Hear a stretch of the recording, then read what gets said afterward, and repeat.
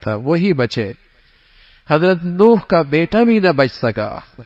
آپ کی نبوت نے آپ کے بیٹے کو بھی نہیں بچایا، اس لیے کہ ایمان جو نہیں تھا. ایمان نہیں رہا تو باپ کی نبوت نے بھی بیٹے کو نہیں بچایا.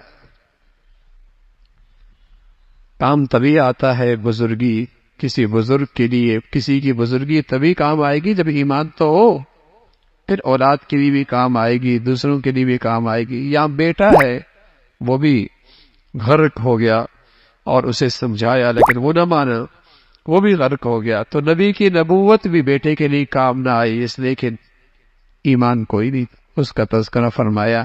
پھر قوم عاد ہے، حضرت قوم عاد کی طرف حضرت ہود علیہ السلام تشریف لائے، اللہ کی وحدانیت کی دعوت دی اور ساتھ اعلان کیا کہ مجھے تم سے اس پر کچھ نہیں چاہیے، تم اللہ سے معافی مانگو.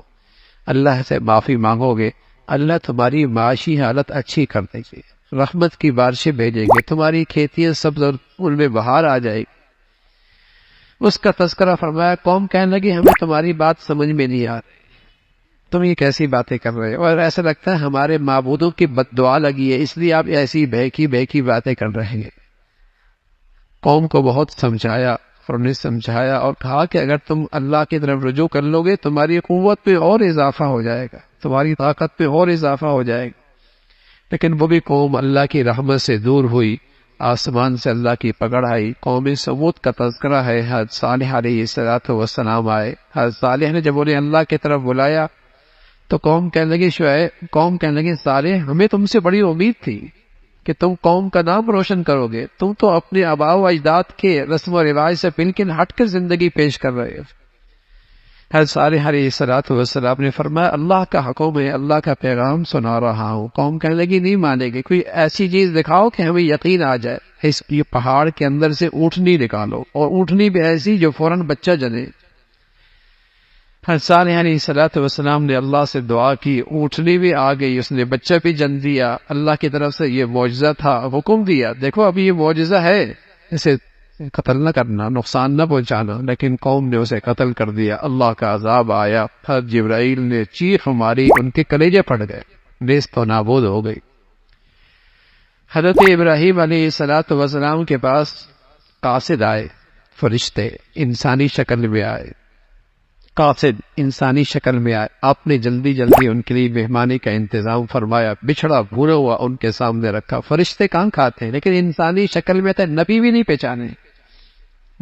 پہچانے، اس لیے کہ غیب کا علم تو اللہ کے پاس، غیب کا علم اللہ کے پاس ہے. جب انہوں نے ہاتھ آگے نہ بڑھایا تو آپ ڈر گئے شاید کوئی نقصان پہنچانے کے لیے آئے ہو. اس لیے کہ ان کے اس زمانے میں بھی یہ رواج تھا کہ جو جس کا نمک کھا لے گا تو وہ گھر والا اس سے امن میں آ جائے. نمک جو کھا لیا امن میں آ جائے گا. اور یہاں تو جو جتنا زیادہ نمک کھاتا ہے اتنا نمک خراب کرتا ہے.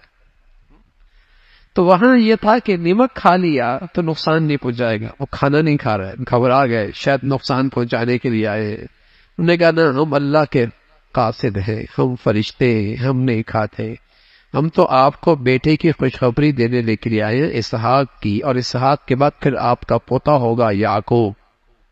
بیوی سن رہی تھی، پاس میں سن رہی تھی آواز بیٹا. جیسے عورتوں کی عادت ہوتی ہے حیرانگی میں یوں سر پہ ہاتھ ہمارا، بیٹا ہوگا، میں بوڑھی، میں بانجھ ہوں، یہ بوڑھا ہے، بیٹا کیسے ہوگا؟ حیرت کی بات ہے، ہمارا بیٹا کیسے ہوگا؟ یہ بوڑھے ہیں، میں بانجھ ہوں، اس عمر میں بیٹا ہوگا. فرشتوں نے کہا اللہ کی رحمت تو آپ کی کرانے پہ خاص ہے،